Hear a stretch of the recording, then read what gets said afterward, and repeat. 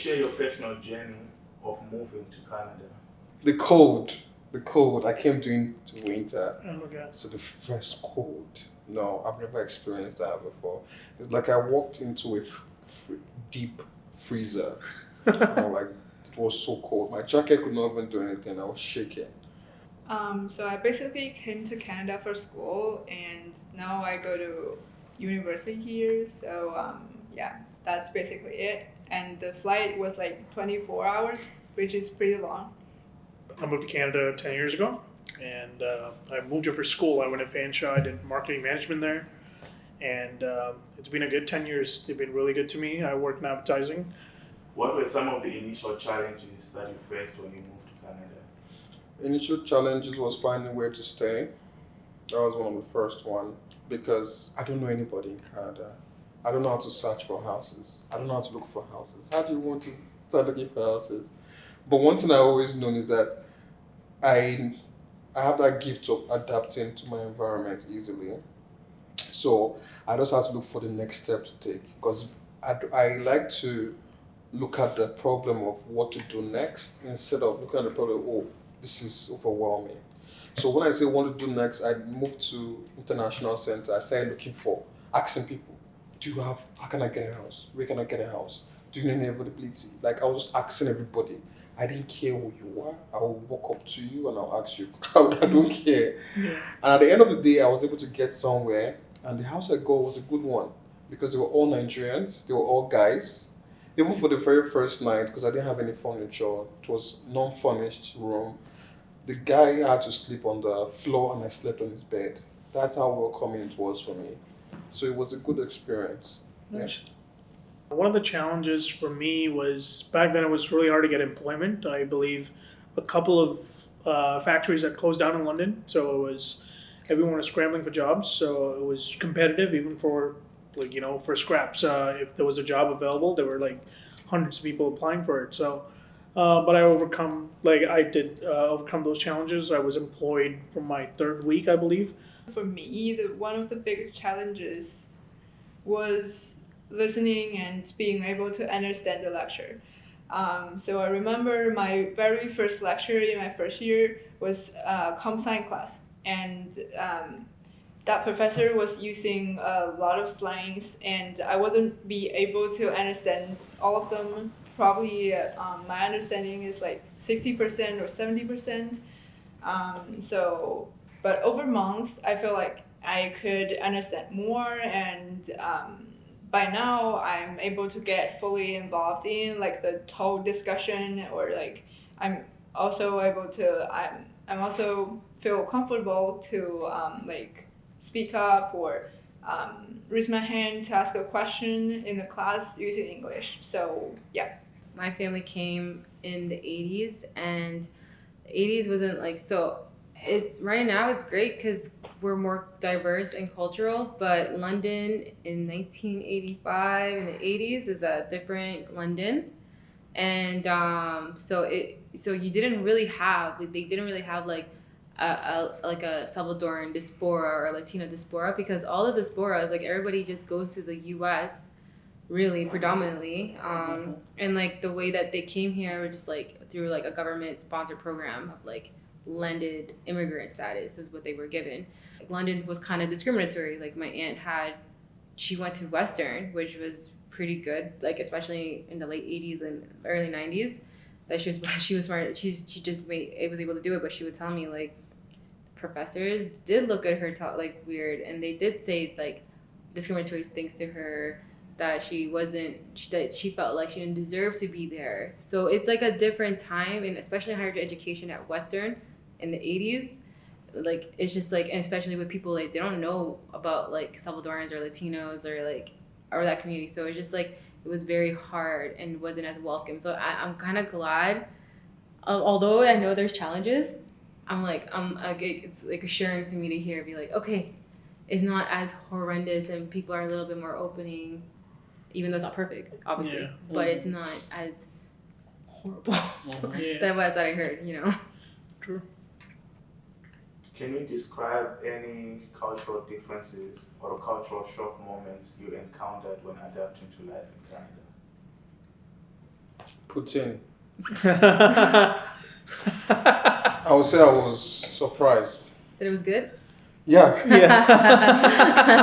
really too, because I saw how you put, because back home, there they call it fries, Yeah. also call it chips.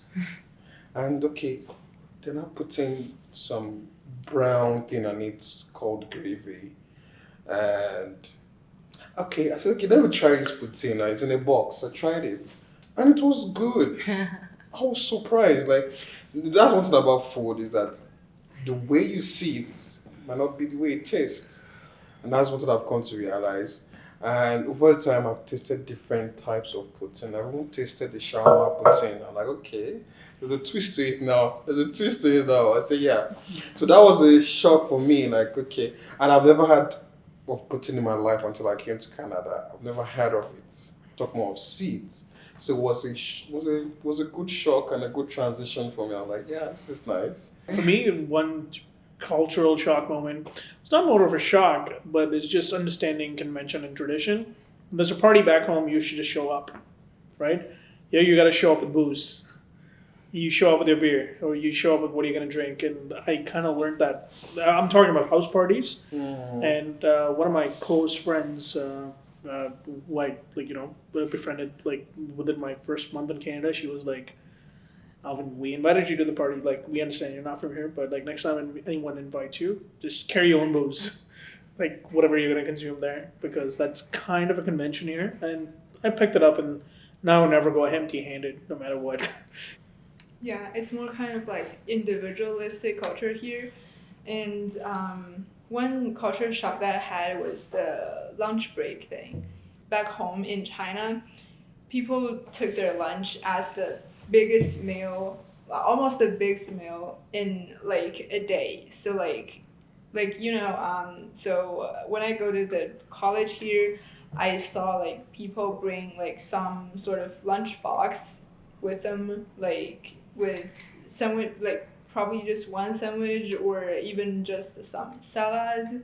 So I felt like people don't really rely that much on lunch as Chinese do. So that's one of the culture shocks. Yeah, like people eating like cheese and crackers for lunch, and I was like, "That's your lunch? I need chicken, rice. Like I need the four Yeah, food groups everything. on my plate, like just to Mm-hmm. eat, like have my lunch." But I just realized it's different. But here, supper is the most important meal. Like everyone's there on time, everyone shows up on time. Like home for supper. Supper is very important. It's the biggest meal of the day. So I feel that's a bit of a difference. I think both our meals, like traditionally Indian, like lunch and dinner, are big. We just love our food, but it was a big shocker for me. Someone eating like cheese and crackers. I'm like, yeah, that's my lunch. I'm like, what? Like hummus and like cherry tomatoes. I'm like, that's lunch. I'm like, okay, cool. We need to have a talk. Can't be me. Yeah. So, what role do you think language plays in the adaptation process? Do you face any language barriers? Sissy mentioned something. From my perspective, language is just a tool to get where we are. So then, when I first came to Canada, I felt there were a lot of stuff that I didn't know. So one thing that I learned heavily was to ask whenever you do not know. So language here plays an important role, which provides almost I don't know, probably the methods or the connections with the bridges for you to kind of progress. So then I think language is very important, and English is as well. I feel overall communication is important. I feel I was blessed, a bit of a privilege back home that I was, went to Catholic school. I spoke English with my mom, not so much with my dad.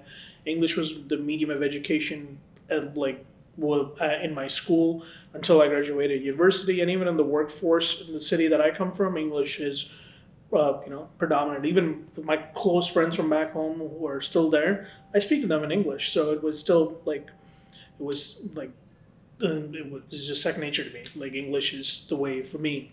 So when I moved here, it wasn't difficult, but then I realized there's more to just knowing the language. It's the art of communicating and understanding and building that conversation. And for me, because I do now, I'm in a position where I do interview a lot of people for open roles. I feel 90% of the job is communication and how do you deal with certain issues, client meetings, vendor meetings, etc. And how do you put your thought across and be cordial about it, not be passive aggressive, and be a good communicator. I feel those nuances, those cultural nuances, and just the convention here is something I picked it up only after moving here, and I still try to refine it every day. And I feel that's how I can, as she mentioned, it's like a bridge that will connect you to places, and it helps me to this day to just learn and be a better communicator and like go up the ladder for me. So I feel I might not know a lot about a certain subject or a certain job, but I can learn on the job. But how I can only get ahead if I communicate better with all the channels. That makes me a good communicator, a better leader. English is not my first language, so Spanish was my first language. So when I started school, it's weird because like in my head, I felt like I knew English, and like I watched TV in English, and my cousins all my cousins all of us are around the same age, so I know that we didn't communicate each other in Spanish. We communicate each other in English, but when I started like JK, SK, they were like, we need to put you in ESL. The way we speak back home is different from the way they speak here. We speak English back home. Mm-hmm. We communicate in English. We go to school in English, workplace English. But the way they speak it here is different from the way we speak it there. In terms of, we have work terms. When you talk at work, the way you talk at work, the way you talk with your friends. There's a way I can say something in English, a mature person will understand. But if I say that same sentence to someone else that's not Nigerian, they will say, what are you trying to say? For instance, if I tell someone I want to ease myself, that's English. That means I want to go to the washroom. Mm-hmm. But yeah, you have to say, oh, I want to go to the washroom. Yeah. So it's kind of different, but I'm still speaking English. Yeah. So there are just some new words, because one thing I've noticed about English has so many words that we don't even use. Mm-hmm. But we just use the one that we use for our day-to-day lives. Mm-hmm. And there's some that are not being used. Like ease yourself to is actually an English word of saying, okay, I want to go ease myself. But the way you say it, because it's not, that word is not what is used in this environment, nobody's going to understand you. So there's some things I had to unlearn to learn.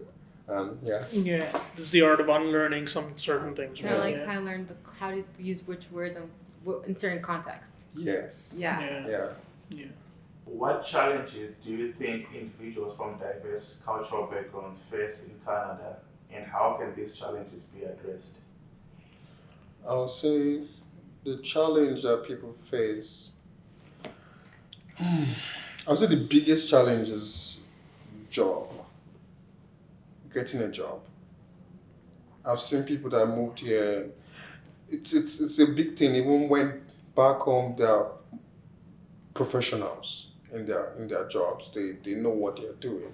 But coming here, it seems like everything they've known all their life is nothing. Which shouldn't be so, because if you look at it, it's still the same application we use here, same application used there. Or even if it might be different applications, but still the same purpose of those applications. So I'll say the job market is one of the biggest challenge for immigrants, because finding a job and at the same time with their own experience, because here they want you to have an experience here than having an experience wherever you're coming from. Yeah. They want an experienced person in their own environment. But the thing is that for me to get experience in an environment, I have to first get a job. And I used to, I was struggling with that when I moved to London, because I already had advertising background back home and a really strong resume, and but I was still struggling to get into the agencies in London because they wanted someone who was, let's say, at that point local, and so it was a struggle. Years later, then obviously I kept knocking on doors and put 150. I still have a folder on my on my Outlook, which was all the jobs I applied for and the notification that you get from LinkedIn that you've applied for that job. So it's close to 150, 155 jobs that I applied for in November of 2015, and then I got a job starting January of 2016. I moved to Toronto. I spoke to the HR years later, and I was like, why is it a struggle or whatever? I think the gatekeepers, they look at it as some of them, I can speak for the ones that I spoke to, they look at it as how will this person do well in a certain setting.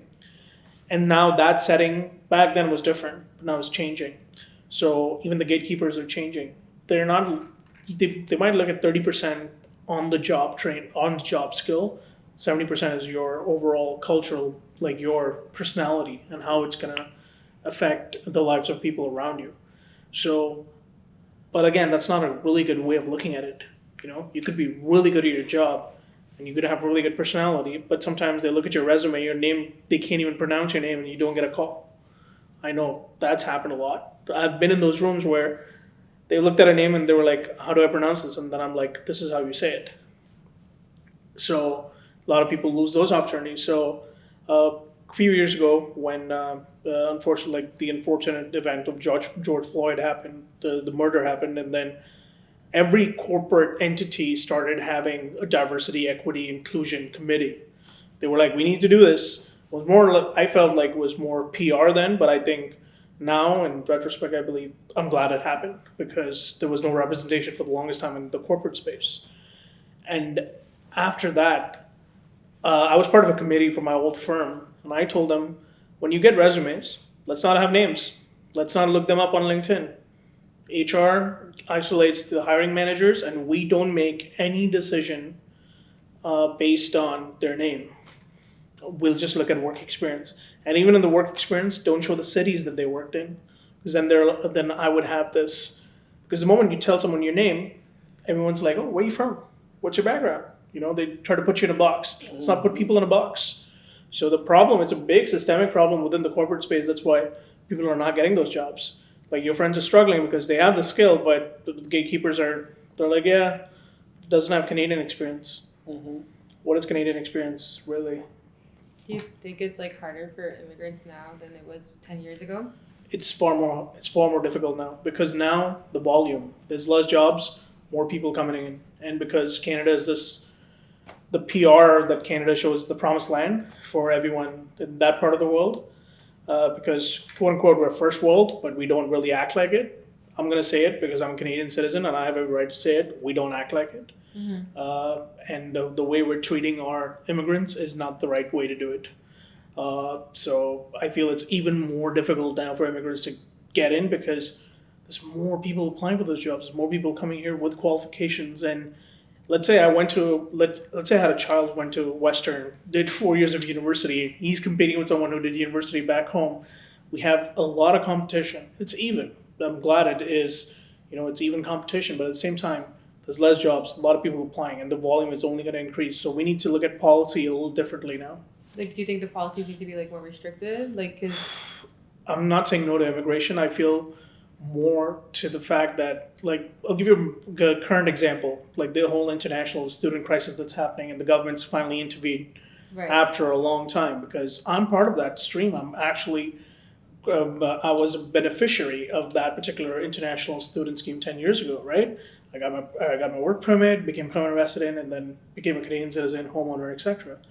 But now, the way the other elements in our society are using that for their advantage and the disadvantage of the students, it's actually bad. They're being exploited. There's international students who are homeless in the GTA. In regards to that, that's why, people abuse things. There's a called abuse. Yeah. of that thing, because over time these policies are being changed because of that abuse. Exactly. Like Fanshawe College was a college where if I finished my first program, I can apply for my second program without putting in down payment before. Yeah. But now you can't even get in for a second program. It's people that are outside that get in before you that were even in Canada. So I would say that abuse has come to a way that I've seen people that just came to Canada and they don't even know what they're coming to Canada to do. Yeah. So because if you're coming, have that purpose of what you're coming for. Exactly. And most of people that come to Canada, they don't have that purpose. They just feel like, okay, this person, my friend told me about this country. Then Yeah. they move to this Yeah, country. exactly. And they don't even know what they're coming to do. And that's where you go to homeless. Exactly. If you go to food banks, you see that mostly international International students students, at yeah. food banks. And this was not how it was back in 2017. It was not how it was back in 2016. Yeah. Back then, it was not Yeah. like that. You hardly see international. They go there, but you hardly see. But now the number has tripled. I In feel the sense that it's not just students, but families exactly. are going as a family to go to a food Food bank banks. to get food. I So it's just like it's creating more problems than solutions. It's policy, and I feel, I'm sorry, I'm saying this is like modern day slave trade where us immigrants are paying for our own exploitation. We're paying all this money through all these processes to enter the country, and then we're paying for our own exploitation. It's like, I'm very passionate about like talking about this, and unfortunately in the corporate space I have to like be like very tight-lipped and like can't say a lot of things, but it's happening, and we need to talk about policy, and we need qualified immigrants. We need people in the health sector.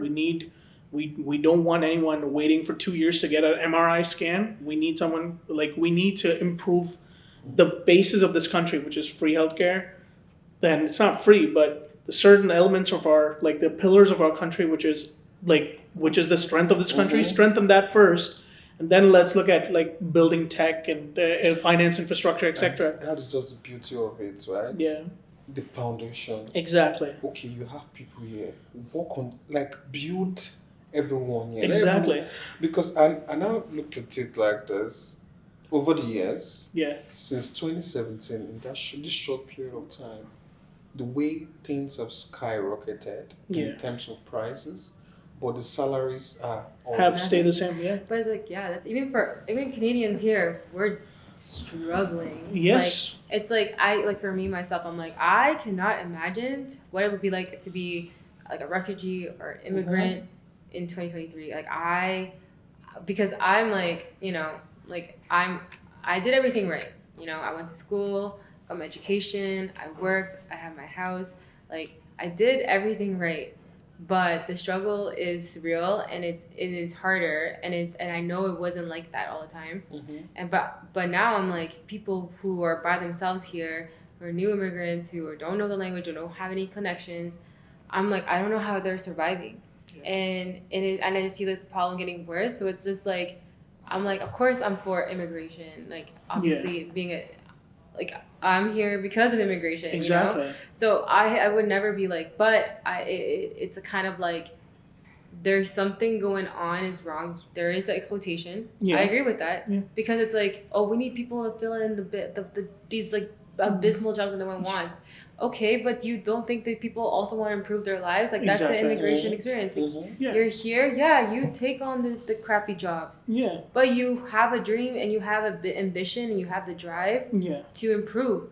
But it's like, there's so many things that's stopping you. And then the Canadians here are also like struggling. And then next thing you know, we're competing. And then you could create this like tension between immigration and xenophobia, and be like, Exactly. there's too many people coming from, we don't even know how to survive ourselves. And it's just like, oh, like, this is what the government's policies create. Exactly. Like, It's food, shelter, and clothing is like every human on this planet should have that. Any advice for new immigrants in terms of the challenges that you've addressed, like how they can navigate those? People are kind here, and if you don't know, you just go and ask. And I'm sure you're gonna come here because you want new challenges, you want to improve yourself. So keep it in your mind and be determined and just do it. If you believe in your craft and what you're good at, focus on that. Just cut out all the noise. There's going to be hundreds of people telling you, oh, it's not going to happen for you. And I don't want to make this a TED talk, but it will happen for you if you have that drive and conviction, and if you focus on your goals. You will cut out all that noise. Even if you get like a really low-paying entry-level job in your field, take it, grab it. You will go up the ladder. It will take some time. Don't get comfortable by just because you got something that still looks good, but it's not. But believe in that conviction, that main purpose why you came here. I think Sam said it. You need to have that purpose. Find that purpose, sometimes you might not have that purpose the moment you get off the plane and you're in class and you're like, what's my purpose? You'll find it. The moment you find it, just believe in that, have that conviction, and take it forward, because it's going to take you places. It took me 10 years to the place I'm at right now, but I always had this one purpose. I want to give my parents a good retirement, and that's my purpose. It takes me forward every day and it helps me in my career, no matter what, because I have that purpose no matter what. So you'll find that purpose, you believe in your talent, and you'll go places. Trust me, you're never too young, you're never too old, and it will happen to you. Just believe in your purpose. That's it. When you're coming to this country, I always feel like, don't be afraid to take up space. Don't be afraid to assert yourself and have the audacity. Because when people come to this country, like, I know most of us here, like, have come here for educational reasons, but like the experience of an immigrant is not a monolith. You can come here because you're either escaping atrocities like my family did, or like genocide. There's different reasons why people come here, and maybe that wasn't the plan. Your plan wasn't to come here. You all had a plan to come here to improve your lives and for education and for the challenge. Some people don't have that luxury either, that they don't have that. But at the end of the day, what is the commonality that you're here in this country? Is that you were brave enough, you had the courage, regardless of the motive, that you're here. That now that you make it here, don't let anyone tell you that you don't deserve to be here, that you're less than. That because at the end of the day, like I've alluded to this before, we're a plural society. I hate this, like what's going on with America. It's like super MAGA, super this. Like, I hate that, and I noticed that some Canadians are adopting those attitudes, and it's like, shut up, because like, do you not know our heritage? Yeah. Our heritage is that we have Quebec. They speak French because you couldn't conquer them. Mm-hmm. We have original people, like indigenous people. There are many First Nations that speak their specific language.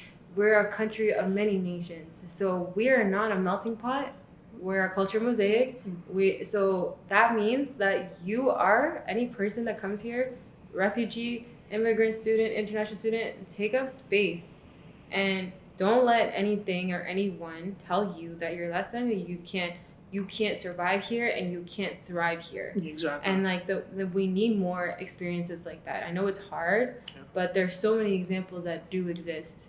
It's just and like if you're in this country, that tells you already that you have the guts to do it. Yeah. And the instincts for it. The advice I can give is more, don't be afraid to fail. Because there are sometimes that it will not make sense. Nothing will make sense to you. And don't be afraid to fail forward. Because one thing about failure is that it teaches you the lessons that you need to learn to advance in what you're doing. And also, don't be too constrictive to what you know, but be open to learning new things. That way, it opens your mind and gives you more ideas when it comes to opportunities in Canada. So don't just stick to, I know this is what I've known all my life, this is how I've been all my life, this is how we do it back from where I'm coming from. No.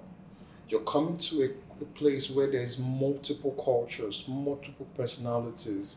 You get to unlearn some things. Because there's a saying that if you're in Rome, you have to behave like the Romans, right? You have to adapt to the nature, adapt to the culture where you're staying, because you don't want to be the odd one out. Yeah. And that way, it helps you to move faster. Because one thing I've known about is, and don't be afraid to network.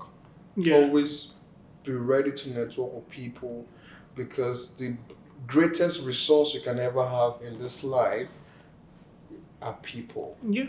People are the best resources. The best investment you can ever invest is people.